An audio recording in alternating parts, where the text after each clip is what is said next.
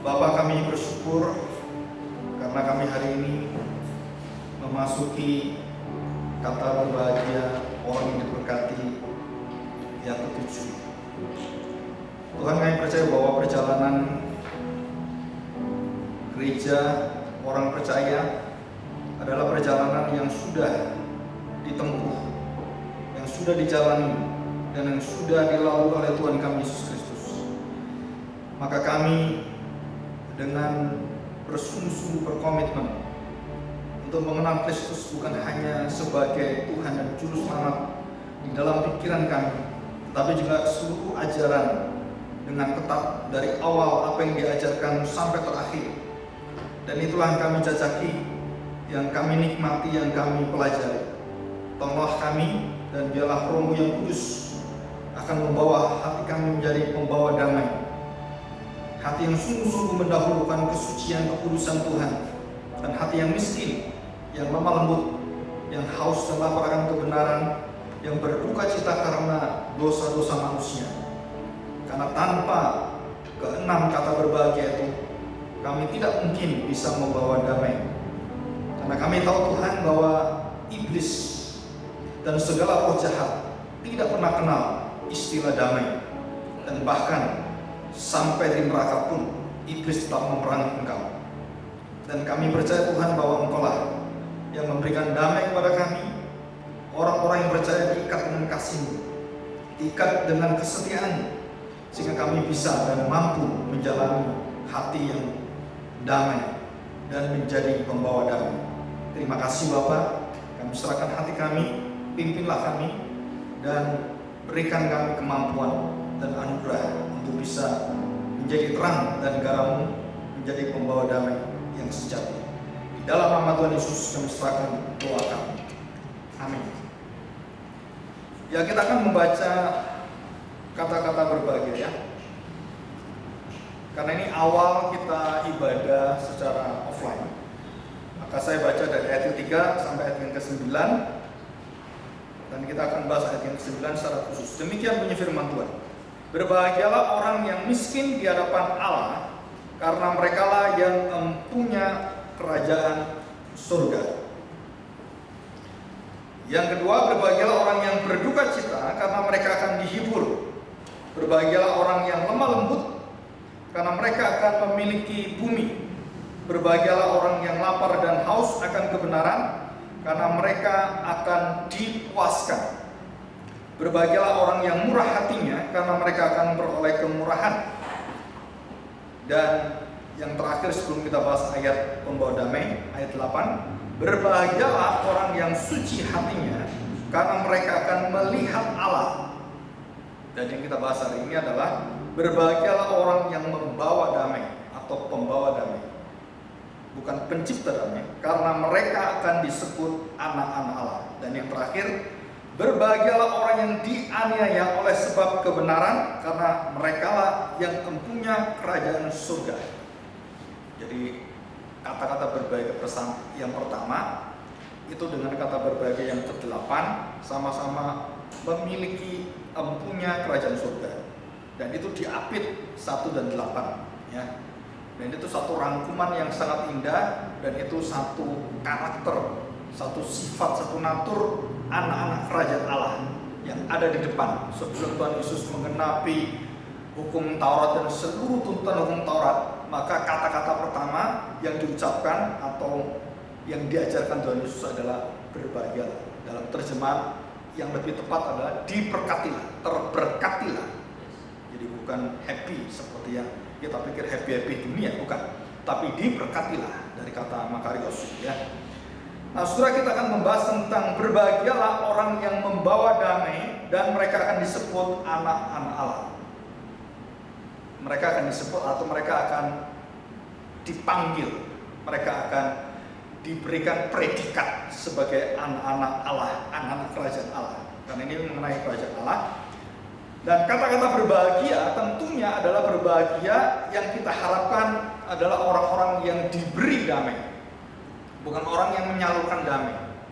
Orang yang membawa damai itu orang yang punya misi bahwa dia sedang memberikan sesuatu. Sedangkan dunia itu terbalik. Mereka ingin, mereka mendapatkan damai. Kalau kita menyalurkan damai, mereka mencari damai, kita sudah memiliki damai. Dan ini bedanya. Jadi kalau dunia sedang berperang antara negara satu dengan negara satu berperang gitu ya, terus mencari perdamaian, maka kedua negara ini harus ada yang kuat itu mengerti yang lemah tahu diri yang kuat siapa, dan di situ ada perdamaian yang mempersyaratkan kedua belah pihak ini menerima perjanjian. Ya. Jadi perjanjian apa? Contohnya, kalau dia lebih kuat dan saya lebih lemah, kalau kamu nggak mau damai, kamu tak ambil negara. Maka orang yang lemah ini akhirnya berdamai karena dia nggak bisa, karena dikuasai, karena yang lebih kuat itu, maka terjadi damai yang bukan damai, itu adalah perjanjian penguasaan yang disebut sebagai penjajahan. Dan Indonesia di bawah penjajahan Belanda itu ratusan tahun, ya, walaupun ada hal positif yang banyak di sana. Tetapi kebebasan kita nggak bisa, karena yang mengekang kita adalah Belanda, dan semua diatur oleh mereka.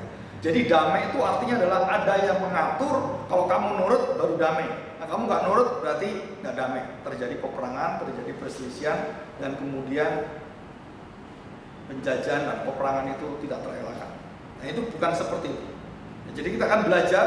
Jadi orang-orang percaya itu bukan mencari damai, tapi mendapatkan damai yang kekal itu dalam hati kita. Dan kita membawa damai, menyalurkan damai. Sifat daging kita adalah melawan damai. Sifat daripada manusia itu mau menang sendiri, mau menguasai, mau berpusat pada diri saya sendiri, mau saya yang menjadi pengaturnya, saya menjadi penguasanya. Seseorang yang memiliki hati menjadi penguasa tidak pernah ada damai, baik di gereja, baik di keluarga, baik dimanapun. Saya yang kuasa di sini, diam semua. Itu nggak ada damai. Itu ada namanya perbudakan. Kenapa? Takut.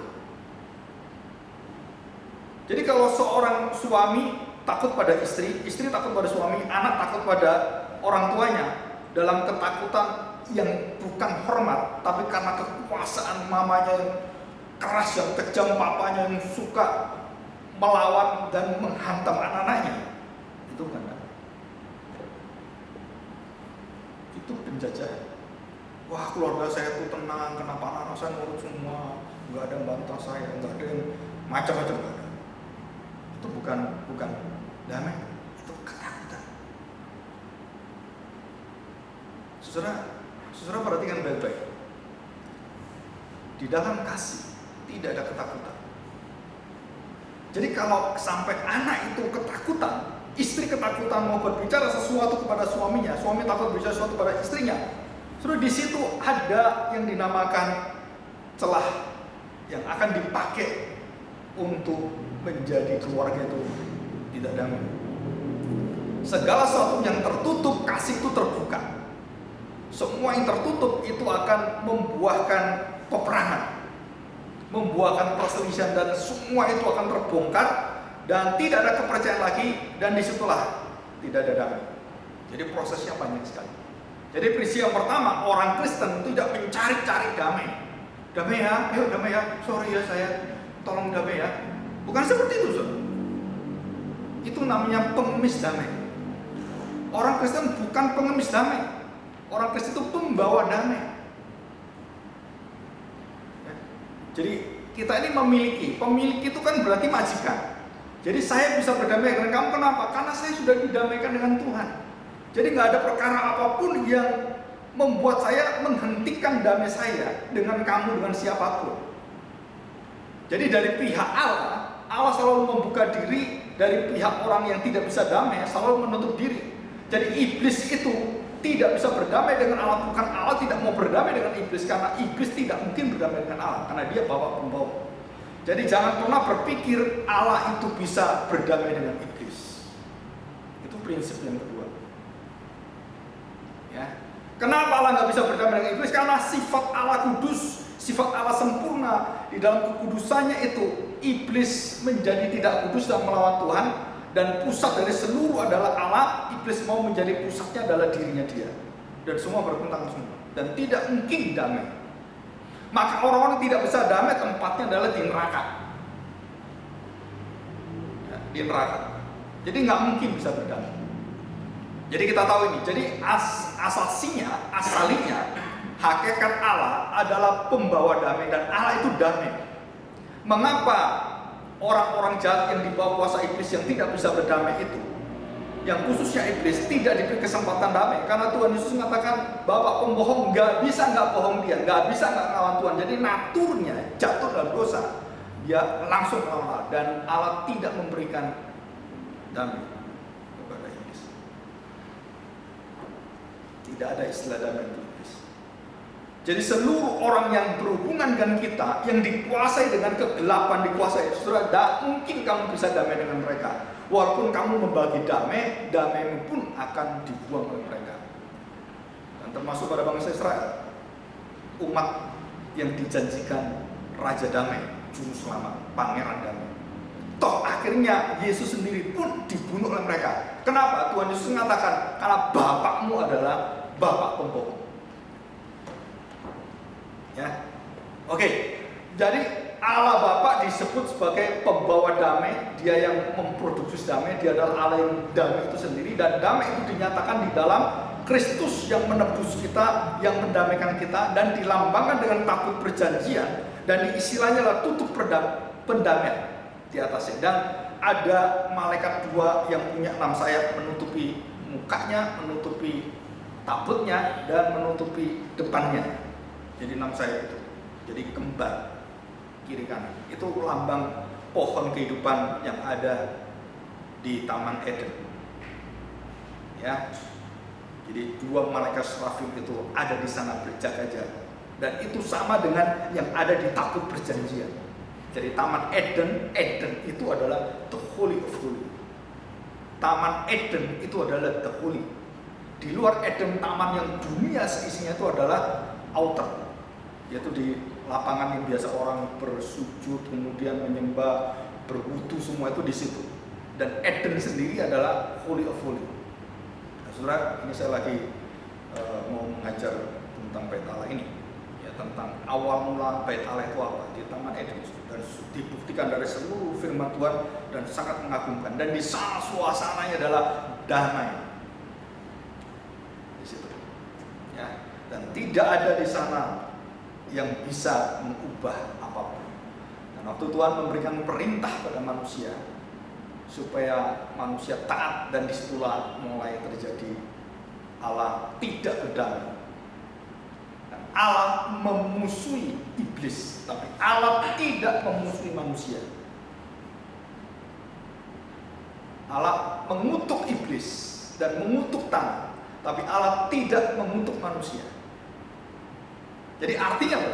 Iblis dan tanah, bumi, semesta ini itu akan dilenyapkan oleh Tuhan, diubah. Tapi manusia diperbarui Tuhan. Nah, semua manusia yang ikut iblis, ya semua masuk dalam hukuman kekal yang tidak bersama dengan kita. Nah, saudara, ini adalah satu perjalanan flashback ke belakang. Nah, sekarang kita akan masuk di dalam hal yang kedua. Ada satu kata yang saya suka, ya, ribet, ribut, rebut. Tahu maksudnya? Ya, suka ribut, orang paling ribet, dan suka ngerebut. Dan dimanapun itu terjadi tidak ada perdamaian. Terjadi apa? Wah, semua itu kayaknya bergolak terus saja. Kenapa? Karena ada orang-orang yang seperti itu, yang seperti ular, yang seperti ulet. Dan di dalam seluruh pelayanan, di dalam seluruh kehidupan kita itu ada manusia-manusia seperti ini. Saudara masih ingat bangsa Israel ada yang disebut sebagai Bani Korah. Dan dikatakan kalau kamu membuka diri kepada orang Mesir yang bercampur seperti ini, kamu akan seperti menusuk dirimu sendiri, kamu akan mengkhianati dirimu sendiri. Dan Musa sudah diperingatkan Tuhan. Dan akhirnya betul, mulut yang terus melawan Tuhan adalah dari mereka. Tidak ada damai, melawan Musa terus, hantam terus, hantam terus. Sudah nggak ada damai. Kalau sampai dalam keluarga kita ada orang yang nggak bisa damai, itu anaknya setan.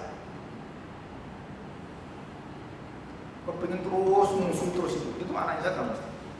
Tapi kalau kepingin mengampuni, kepingin berpikir bagaimana membangun, bagaimana mengasihi, nah itu anak-anak keluarga kerajaan Allah. Karena sifat buah Roh Kudus, natur daripada kerajaan Allah itu keluar semua. Dan itu natur kita. Bukan natur kita menjebak, terus menghina, terus bukan seperti itu ya. Oke, kita lanjutkan. Jangan suka ribut dan merebut ya.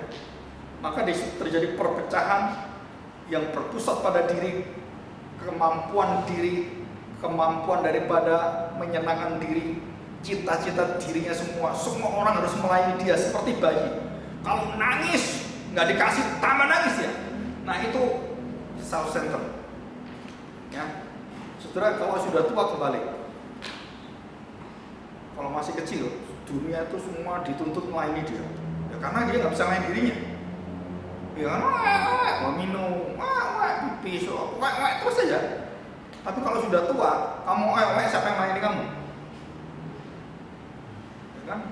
Karena sudah tua. Dan tambah tua, orang itu bukan seperti bayi lagi. Dia harus menyiapkan diri semakin tua. Orang itu harusnya semakin mempersiapkan anak cucunya itu mapan semuanya. Kan gitu manusia kan, karena manusia diberi hikmat. Saudara, kita percaya begini. Mengapa Tuhan memakai domba sebagai ilustrasi yang dipakai Tuhan Yesus langsung dari mulutnya, anak domba Allah. Dan dia mengatakan, kamu harus cerdik seperti ular dan tulus hatimu seperti merpati. Merpati dan domba binatang pembawa damai. Tahu sebabnya? Merpati itu tidak mempunyai empedu, tidak menyimpan kepahitan. Kalau nggak percaya, belek itu merpati, burung dara. Pernah makan burung dara kan? Coba belek, cari empedunya, nggak ada. Yang lain ada, dia nggak ada.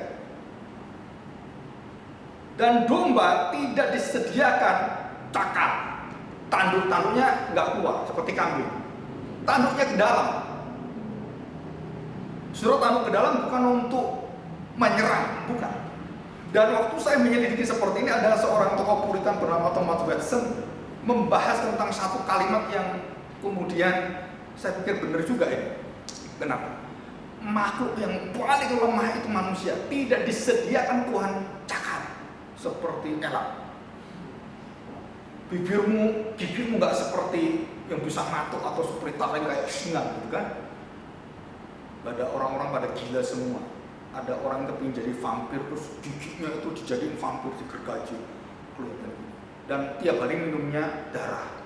Dan ini ada orang yang edan-edan gitu kan. Jadi manusia waktu lahir, kita melihat satu makhluk yang tidak disediakan Tuhan untuk menyerang. Jadi secara manusiawi kita, kemanusiaan kita bukan makhluk yang saling menyerang. Tapi setelah jatuh dalam dosa, Adam serang istrinya serang setan. Setan serang siapa? Enggak ada. Karena dia tahu diri, manusia nggak tahu diri. Masa mau serang Tuhan? Nggak mungkin. Kenapa? Karena dia tahu diri. Jadi waktu manusia jatuh dalam dosa, barulah terjadi di situ alat peperangan bukan dari tangan fisikal, tapi dari mind. Nah, soal ini lebih kejam lagi. Jadi kalau seseorang itu bisa bunuh diri, itu bukan karena fisiknya kita gepui, bukan. Tapi kita olok-olok dia, kita bully dia, bunuh diri dia. Kenapa? Mainnya kita serang. Nah sekarang ini iblis itu menyerang kita bukan cuma secara fisik, bukan. Tapi pikiran kita dibombardir dengan seluruh isi dunia ini yang disediakan dan diujikan pada kita. Dan kita nggak pernah damai dalam hati kita. Saudara, kalau kita sudah semakin tua, kita semakin berumur, saudara akan semakin tahu betapa rindunya kita masuk kerajaan surga. Semakin tua dekat kematian, kita semakin tahu dosa yang mengekang dunia. Kita lihat dunia sekarang ini tambah hari tambah susah, makan, minum, semua situasi susah semua. Kita menuju kemana ini? Menuju kehancuran. Sudah, dunia ini bukan tempat kita. Dunia akan melupakan kita. Dunia tidak membawa damai, tanah membawa kutukan Tuhan. Saudara harus tahu ini. Dan hanya orang-orang percaya yang diberi kekuatan Tuhan untuk melihat Allah, untuk mengubahkan semuanya.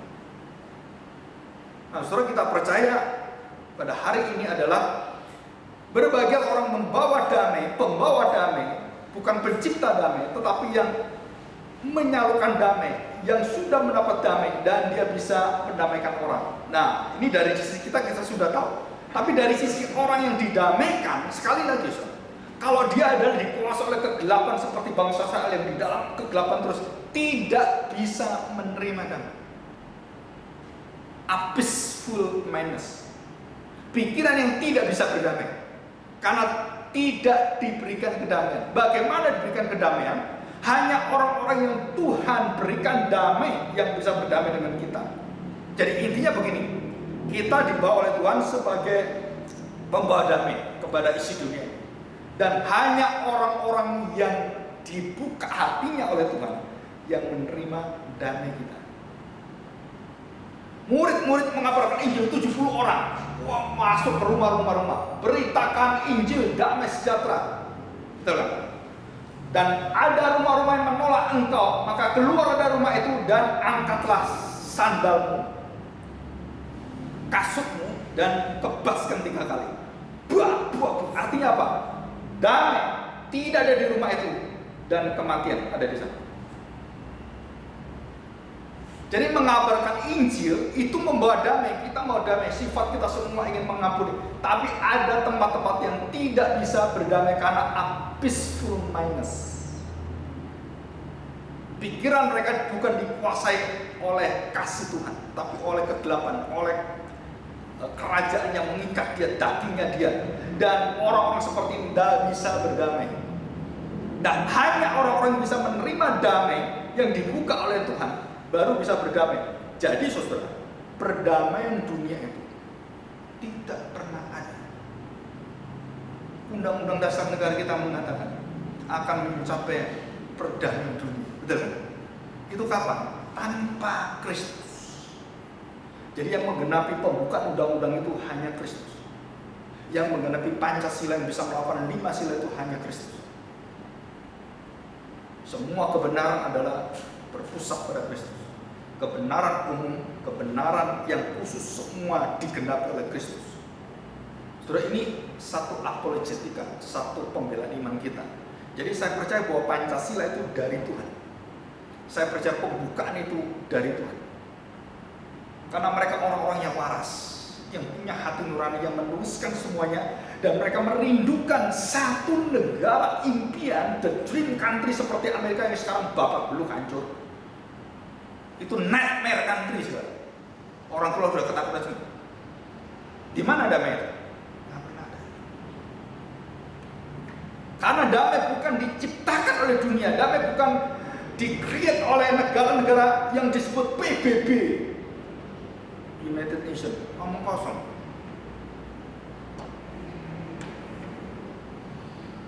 Damai itu hanya ada di dalam Kristus. Dan tidak ada satu lembaga yang bisa menciptakan damai. Dan tidak ada satu pengadilan yang bisa membawa damai. Dan hanya Kristus. Saudara, waktu saya baca tiap hari dengan keluarga saya, membaca, kita masuk dalam satu topik di dalam kitab Bilangan itu kota perlindungan, kota yang membawa damai. Jadi kalau orang membunuh orang nggak sengaja, itu dibawa ke kota perlindungan untuk dilindungi supaya diadili dengan benar dengan kebenaran. Nah, kita bahas di sini. Ya, kita melihat di dalam Yakobus pasal 3. Yakobus pasal 3 ayat 17. Tetapi hikmat yang dari atas adalah pertama-tama murni, suci hatinya, murni hatinya. Selanjutnya pendamai, peramah, penurut, penuh belas kasihan dan buah-buah yang baik, tidak memihak dan tidak munafik. Dan buah yang terdiri dari kebenaran ditaburkan dalam damai, dan mereka yang mengadakan damai. Ini tulisan Yakobus itu melihat pengajaran Yesus dan dia menguraikan itu dalam kehidupan bergereja. Jadi orang yang berdamai tanpa Puritan, tanpa justification, tanpa kebenaran, tidak pernah kamu bisa membawa damai. Bagaimana kamu bisa membawa damai kalau kamu nggak benar? Bagaimana kamu bisa membawa damai kalau kamu nggak kudus, nggak suci? Nggak mungkin membawa damai. Jadi seluruh damai-damai yang diciptakan oleh manusia tanpa Kristus, tanpa kekudusan, saudara, itu damai yang sementara, heavenly peace. Tidak pernah dicapai oleh mereka, tapi earthly peace yang mereka adakan. Nah, saudara, dari sini kita melihat, jadi kalau mau damai, saudara, syarat utama adalah kebenaran. Basicnya adalah kebenaran. Dan bagaimana kebenaran bisa kemudian membawa kuasa damai itu? Kebenaran itu menguduskan kamu, dan baru kamu bisa melangkah mendamaikan orang. Jadi berbahagialah mereka yang membawa damai, pembawa damai. Kenapa, saudara? Karena di dalamnya dia memiliki kebenaran, memiliki kasih Tuhan, memiliki kuasa kesucian Tuhan, dan dia bisa melihat orang, dan dia membuka dirinya, dan dia menyalurkan kasih Allah itu, menyalurkan kebenaran Allah, dan dia hidupnya menyatakan kalau kamu menerima damai saya, kamu akan berbahagia. Ya. Jadi begini, pembawa damai bukan mampu membuat orang berdamai. Nah, sekali lagi. Jadi sekarang poin yang terakhir. Orang yang membawa damai tidak mungkin dia bisa menciptakan damai. Dia bisa membuat orang akhirnya berdamai. Oh, kamu sudah tak berikan damai gini loh, sudah tak ampun. Kenapa kamu nggak berdamai dengan saya? Kamu jangan paksa-paksa orang. Kenapa? Karena kamu nggak bisa membuka hati orang berdamai. Kamu hanya menyalurkan damai dan tidak bisa membuka hati orang untuk berdamai. Itu bukan hakmu, itu haknya Tuhan. Pak, nggak enak ya? Nah iya, kenapa nggak enak? Wah, nggak tahu Pak, dia tuh terima atau enggak. Itu bukan urusanmu. Urusanmu adalah kamu membawa damai. Mau diterima atau tidak, itu urusannya dengan Tuhan. Kamu nggak sakit hati akhirnya. Kenapa nggak sakit hati? Kalau ditolak, ya memang saya harus membawa damai, itu natur saya. Nggak ditolak, ya kamu urusan dengan Tuhan. Kemarin saya lagi ada pembinaan dengan alumni Jogja, GKM Jogja. Kita berdoa itu akan ditutup, ya. Dan mereka berkumpul, mereka rindu ada satu suasana yang pernah kita bersama-sama merasakan damai, merasakan sukacita, dan semua merasakan sebagai anak, sebagai orang yang betul-betul di situ diubahkan, kita bertumbuh dengan indah sekali. Dan itu kesaksian yang sangat indah. Dan kesaksian sangat indah bukan kesaksian, wah Pak, saya sekarang jadi hamba Tuhan, punya mobil baru, bukan. Apa kesaksiannya? Pak, anak saya kena penyakit, tidak bisa buang air besar, dan dia empedunya nggak ada.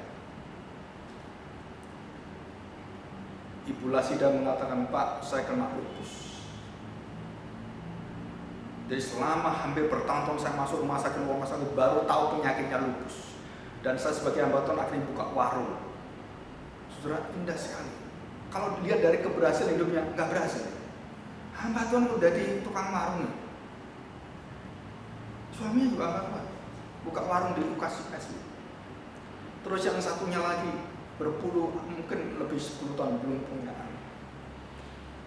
Dan Pak Didi kemarin baru kita tahu dia jatuh pingsan dan kepalanya kena beton.